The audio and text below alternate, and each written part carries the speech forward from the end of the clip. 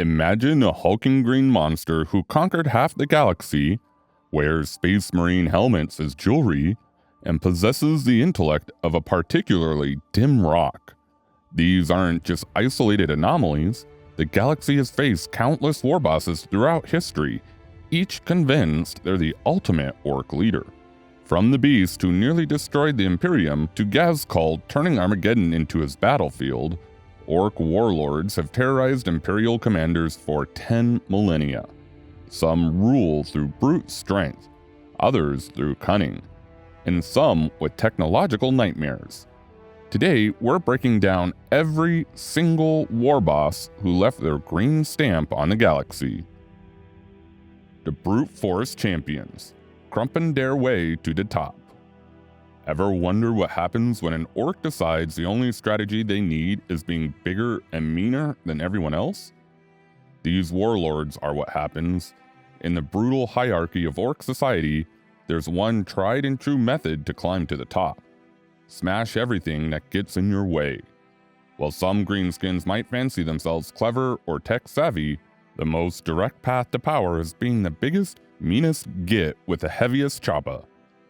These brute force champions don't bother with fancy tactics or cunning plans. They just hit things really, really hard. And it works.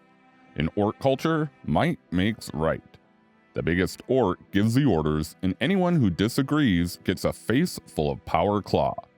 The violent natural selection ensures only the strongest and most aggressive orcs lead the Waaagh. Consider Garkhull Blackfang, a monster of an orc so formidable during the Great Crusade that the Emperor himself handled the problem personally. Think about that. The master of mankind, with all his Primarchs and Space Marines at his disposal, decided this particular orc needed his direct attention. Blackfang's warband had carved a bloody path through Imperial forces, leaving devastated worlds in their wake. When the Emperor finally confronted him, Blackfang laughed before their battle. That laugh didn't last long, but the Emperor's personal intervention shows how dangerous a single brutally effective warboss can be. Moving to another legendary brute, we have Gruck-Face Ripa, a 10-foot-tall green berserker whose rise to power came with the sickening sound of tearing flesh and the metallic scent of blood. Gruck earned his charming nickname by literally ripping the face off his predecessor and keeping it as a trophy. Under his leadership, the red Waaagh tore through the Sanctus Reach system, crushing Imperial forces on multiple worlds. Standing taller than most orc knobs, Gruck's physical presence alone kept his boys in line, while his efficiency in combat made him nearly unstoppable on the battlefield. Among these brutal legends, none exemplifies the hit it harder philosophy better than Tuska Demon Killer. While most creatures avoid the Eye of Terror, that swirling hellscape where reality breaks down and demons roam free, Tuska saw it as the ultimate fighting destination. After developing a taste for killing demons during a warp storm, Tuska became obsessed with finding bigger warp entities to fight. He gathered his Waaagh and intentionally invaded the Eye of Terror, essentially breaking into hell for better opponents. The aftermath became perhaps the most orky thing ever. Tuska and his boys fought their way to a demon world where they encountered the forces of Khorne, the blood god himself. They fought with such savage joy that Khorne was impressed. When Tuska eventually fell, Khorne decided this was too fun to end.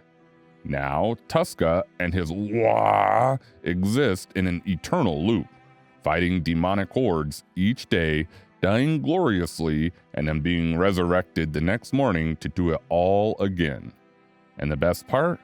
Tuska thinks this is absolutely perfect. It's literally orc heaven, endless fighting forever with worthy opponents. Finally, there's Clawjaw the mighty mangler of Bork.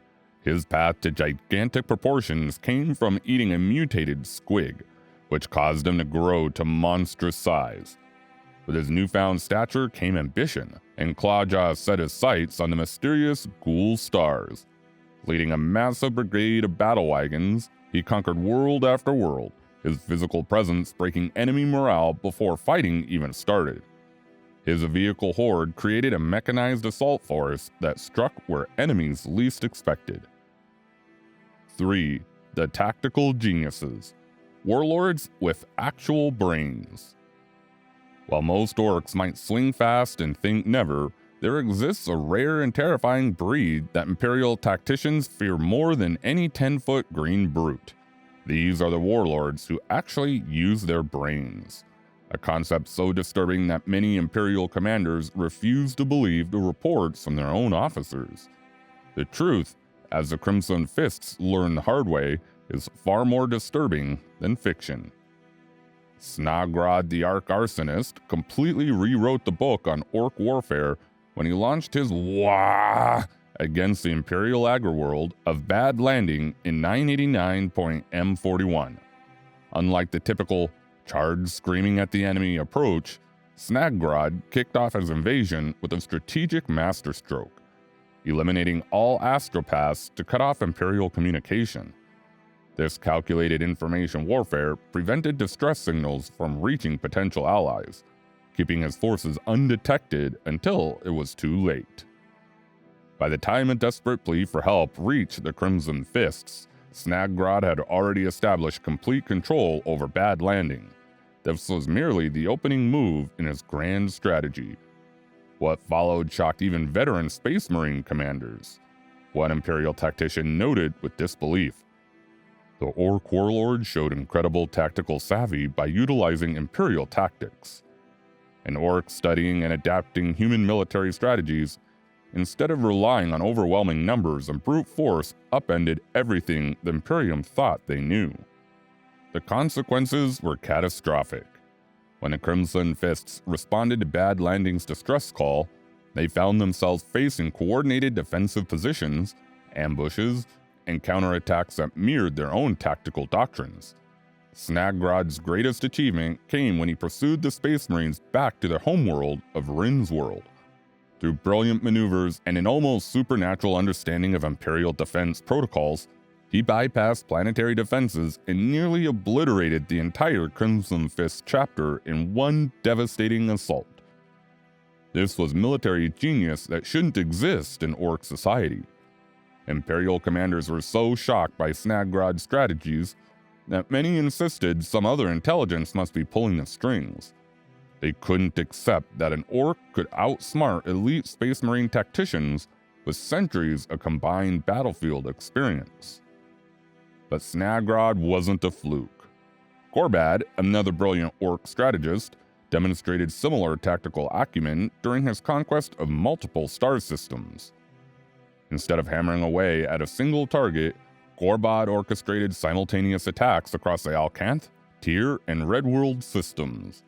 This multi-pronged assault split Imperial defense forces and prevented them from concentrating strength at any single point. By the time the Imperial commanders realized they faced a coordinated campaign rather than random raids, 3 star systems had already fallen. Perhaps the most chilling example of Orky brilliance came during the Siege of Purlia, where Warlord Gargash Korbal showed tactical foresight that would make renowned Imperial strategists jealous. When Imperial reinforcements arrived to break the siege, they found themselves walking straight into carefully prepared kill zones. Gargash had anticipated Imperial response protocols and prepared traps specifically designed to counter them. One Imperial survivor reported finding Orc drawings that mapped out exactly where the relief forces would deploy, with crude but effective plans for ambushing each unit. These Orc strategists share one thing in common: they understand their enemy's psychology. They exploit the expectation that Orcs are stupid and predictable. Time and again, Imperial commanders have dismissed reports of Orc tactical innovations as exaggerations, only to find themselves outmaneuvered and defeated. In war rooms across the Imperium, the same tragedy plays out repeatedly. They're just Orcs, they can't possibly understand complex tactics, an officer declares confidently. Hours later, that same officer watches helplessly as green hordes execute perfect flanking maneuvers or precisely target critical infrastructure. When an Orc thinks, that's when the Imperium truly should tremble. Da Tech-Heads Mekboyz Wot got big. These tech priests and mechanicus adepts who lose sleep over clever orc tactics wake up screaming if they knew what Tech-Heads Mekboyz achieved with their teleportation technology. The Imperium's nightmare is orcs who can outmaneuver their most sophisticated void defenses using technology cobbled together from literal garbage. Nazdreg Urdgrub, the flamboyant Bad Moon's warlord, might be known for his wealth and flashy style, but his bullying of Mekboyz has truly changed the face of Orky warfare. In 979.M41, his mechs perfected their teleporta designs, transforming a contained threat into a multi-system catastrophe. Picture this: Imperial commanders establishing defensive positions only to find green hordes materializing behind their lines, inside their fortresses, or, during one particularly humiliating incident, directly inside a command bunker during a strategy meeting. Making matters worse, Nazdreg himself speaks fluent Low Gothic. Survivors of teleportation assaults report the psychological devastation of having a well-spoken orc warlord mock their tactics while looting their command center. It's like having someone break into your house, steal your valuables, and then critique your home security system in perfect English. Nazdreg's technological terror extends beyond teleportation. His massive space hulk, the Scylla, shortened from an unpronounceable orky name that would sprain Imperial tongues, should be an uncontrollable cosmic derelict. Instead, his Mekboyz have gained partial control over its movements, turning a drifting space wreck into a mobile fortress that appears precisely where the Imperial defenses are weakest. Like a chess master who can suddenly move all pieces at once. An orc warboss commanding a teleporting army and a semi-controllable space hulk has forced the Adeptus Mechanicus to create a special classification just for Nazdreg-related incidents: Green Mechanicus Anomalies. Equally impressive is Da Meklord, the big mech of the Bad Moons. This tactical genius commands the Tech-Waaagh from his flagship Mork's hammer. While most orcs use whatever weapons they can scavenge, the Meklord creates custom-built instruments of destruction. His Supashuda, the Shockhammer, specifically counter Imperial armor and shield technology. The Meklord's true danger lies in his ability to unite various orc factions under the banner of technological advancement. Separately, each faction could launch their own WAAAGHS, but together they've created what Imperial tacticians reluctantly call a technological singularity with teeth.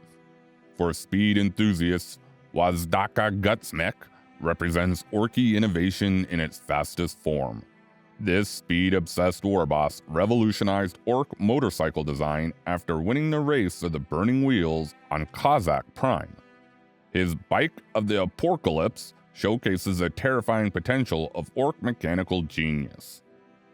During one spectacular battle, Waaagh rode this bike through a Titan's void shields, bypassing one of the Imperium's most sophisticated defense systems on a motorcycle made of scrap metal. Physics professors at the Scala Progenium still debate whether this should have been possible, while Titan crews suffer from Waaagh syndrome, the constant fear of an orc on a bike suddenly appearing inside their war machine. Not all orc technological innovation ends well, as Ed Krampa's story proves. This ambitious big mech led a Waaagh to the Necron tomb world of Serranus, and somehow negotiated with Necron Lord Methtic for doomsday cannons. Even ancient robotic aliens can be persuaded when facing endless waves of greenskins.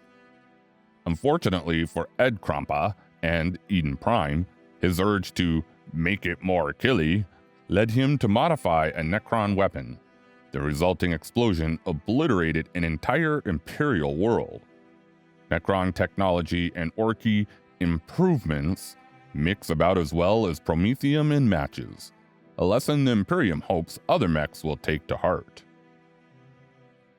Religious figures, prophets of Gork and Mork. Explosions may end some Warbosses' story, but for others, having your head literally blown off is just the beginning of a spiritual awakening. What transforms a common orc boy into a prophet capable of uniting countless greenskin tribes across entire sectors? The answer lies in traumatic brain injury, adamantium skull plates, and mysterious divine inspiration that created the most devastating WAAAGHS the galaxy has ever witnessed. The most dangerous orcs aren't always the ones with the biggest guns or the meanest right hooks. Sometimes they're the ones who claim to hear voices in their metal-plated heads. Orcs are uniquely wired to experience trauma differently. What would kill a human outright often triggers unexpected psychological changes in greenskins. When an ordinary orc starts preaching about messages from Gork and Mork, other orcs actually stop fighting each other long enough to listen. Take Gazkal Mag Uruk Thraka, prophet of the Waaagh before his awakening. He was an unremarkable boy in a sea of green. Everything changed when he caught a Dark Angel's bolt round with his face. Instead of dying, Gazkal ended up on Mad Doc Grotsnick's operating table, where the deranged surgeon replaced half his skull with adamantium. The brain damage triggered visions, communications from the orc gods themselves. Hallucinations or divine inspiration? Orcs don't care. This former nobody started spouting prophecies that materialized on the battlefield. His transformation gave him something most warlords lack: the ability to unite orcs across different clans under a single banner. While mechs achieved respect through technology and brutes command through fear, religious figures like Gazkal wield zealous devotion. The Armageddon campaigns reveal how differently a prophet-led Waaagh operates. Rather than the typical chaotic orc onslaught, Gazkal coordinated with surprising tactical discipline. His followers fought with mystical fervor, seeing themselves as instruments of divine will rather than mere warriors. Green Tides moved with unprecedented coordination, following complex battle plans that ordinary orc leaders could never maintain. This religious unity allowed him to orchestrate one of the largest invasions in Imperial history. Even decapitation wouldn't end Gazkal's mission. When Space Wolf Ragnar Blackmane separated the prophet's head from his shoulders, Grotsnick attached a power generator to the remains and brought him back. For his followers, this resurrection was proof positive of his divine connection to Gork and Mork. Gazkal isn't alone in levering religious authority.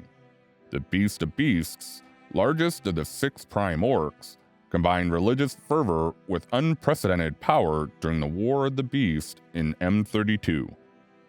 His religious unity created a psychic network that maintained cohesion across vast distances. The Beast nearly extinguished the Imperium, establishing an empire rivaling humanity's at its height. His attack moons appeared in orbit around Dere itself. The religious devotion inspired such perfect coordination that Imperial defenders faced tactics they believed impossible for orcs. While modern orc attacks might involve hundreds of tribes loosely cooperating, the Beast commanded millions across thousands of worlds through religious authority and psychic influence. This wasn't a temporary alliance. It was an empire built on worship with the Beast as its living god. Both leaders understood something fundamental about orc psychology. Greenskins respect those claiming divine authority. When followers believe the gods of violence speak through their leader, even natural orc fractiousness gives way to terrifying unity. What makes religious warlords so dangerous is their ability to transform orc warfare. Religiously motivated orcs fight with relentless determination that borders on fanatical. They're fulfilling divine prophecy, transforming the typical brutal but disorganized greenskin hordes into an unstoppable tide of true believers. The Legacy of Green: What Happens When Warbosses Fall.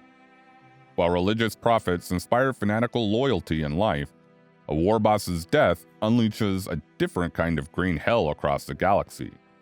The Imperium celebrates when they finally bring down a mighty Ork warlord, but these victories might be the worst strategic blunders in galactic history. When an Ork boss falls, something truly unexpected happens to the Green Tide. The death of a warboss triggers an immediate power struggle that would make Imperial nobility blush. The biggest, meanest knob in the dead warboss's inner circle typically seizes control, usually after a brutal display of violence to establish dominance. This succession process isn't just a simple changing of the guard, it transforms the entire structure of the Waaagh through chaotic, violent upheaval. Here's where things get weird. When a warboss dies, their knowledge doesn't die with them. Thanks to the Ork Gestalt consciousness, that warboss's battle experience and tactical understanding become part of the collective Ork memory. Future generations of Greenskins are instinctively better at warfare because they inherit this accumulated wisdom. Every time the Imperium kills a particularly clever or successful warboss, they're inadvertently upgrading the entire Ork species. Think about that for a second. Each victory against a powerful warlord isn't eliminating the threat. It's essentially upgrading their battle experience to the Ork Cloud server. Future warbosses emerge with increasingly sophisticated instincts for warfare, building on the lessons learned by their predecessors. The aftermath of a warboss's death typically sees their once unified Waaagh fragment into dozens or even hundreds of smaller warbands. These splinter groups scatter across the galaxy like deadly green seeds, each looking to carve out territory and establish dominance. An Imperial admiral might celebrate destroying a Waaagh, only to discover a dozen new Ork infections spreading across neighboring systems. This cyclical pattern ensures the Ork threat remains persistent. When one warlord falls, many more rise to take their place. The Imperium might contain a major Waaagh, only to find themselves fighting numerous smaller conflicts that drain resources and attention. The Orks are a persistent threat, one Imperial strategist noticed grimly.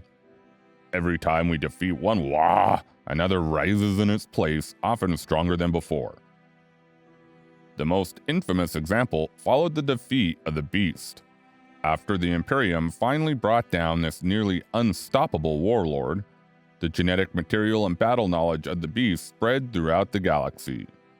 New Ork factions emerged, carrying fragments of the Beast's unparalleled power and tactical acumen. Imperial commanders now recognize that victories against Ork warlords are almost always Pyrrhic. The astronomical resources required to take down a major Waaagh leave Imperial forces depleted and vulnerable.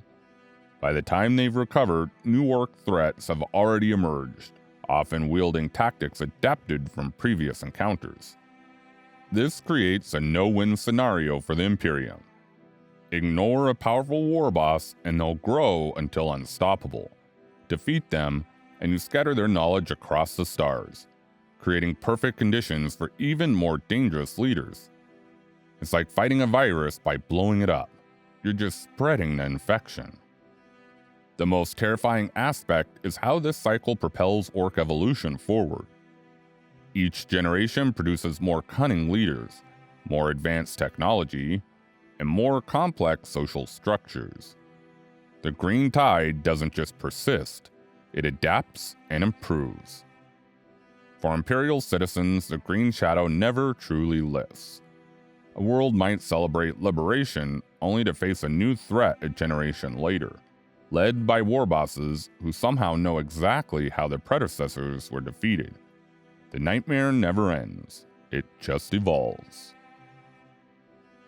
And there you have it, folks, the Ork leadership ecosystem, a violent masterpiece of evolutionary design.